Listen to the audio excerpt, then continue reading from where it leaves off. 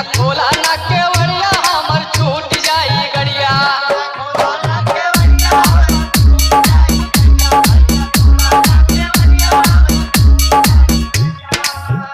धनिया खोला ना केवड़िया हमर छूट जाई गड़िया। पाड़ा होत बाया बेर हम भी देश जइबै ना।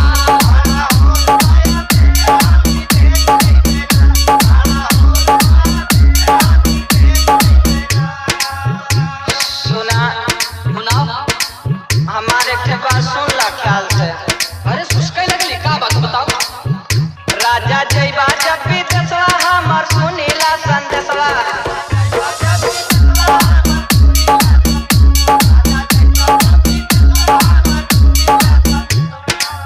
सुनाओ।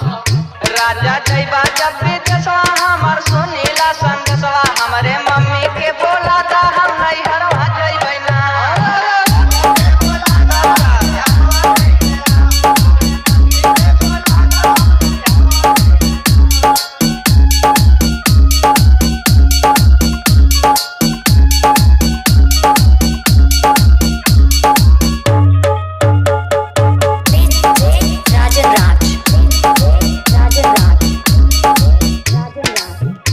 अच्छा नहीं हेरे जाबू तब का हो जाब ना। घर गिरफ्ती छोड़ के तू नहीं हेरे जाबू। जब तू रहबा न करबा तो फिर का फायदा रहले घरे हो। अच्छा जब जइबू नहीं हरवा हमरे रही के दुअरवा। अरे तोहार माई बाबूजी हरन ना। जब जइबू नहीं हरवा हमरे रही के दुअरवा। कितना लागल बा रुपैया उतना देके जइहे ना।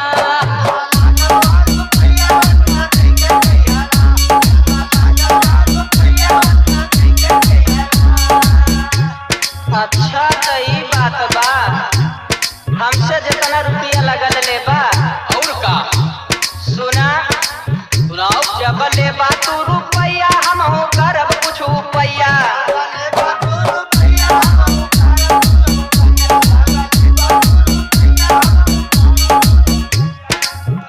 जब तू रुपया लेबा तो हमरो सुना। अरे तो खर्चा करे है। जब लेबा तू रुपया हम हो करब कुछ रुपया। जैसन पापा घरवा रहनी वैसन तई के जइहा ना।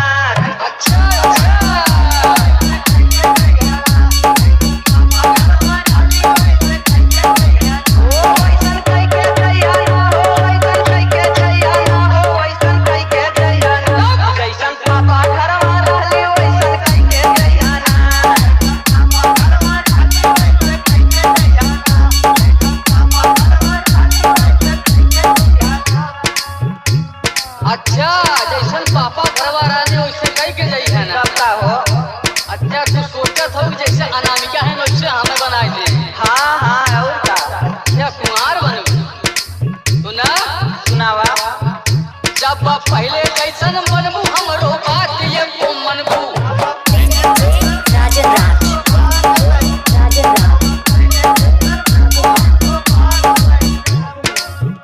जब पहले कैसन बनबू हमरो बात ये को बनबू। हमरे पारावा का बनिया रानी देके जइहा ना।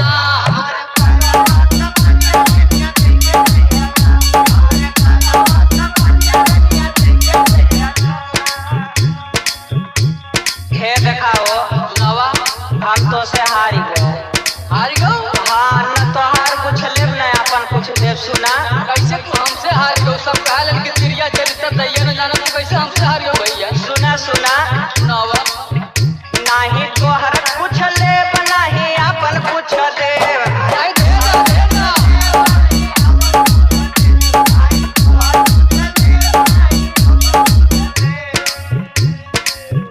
नाही तोहर कुछ लेब नाही अपन कुछ देव। जिंदगी संगही में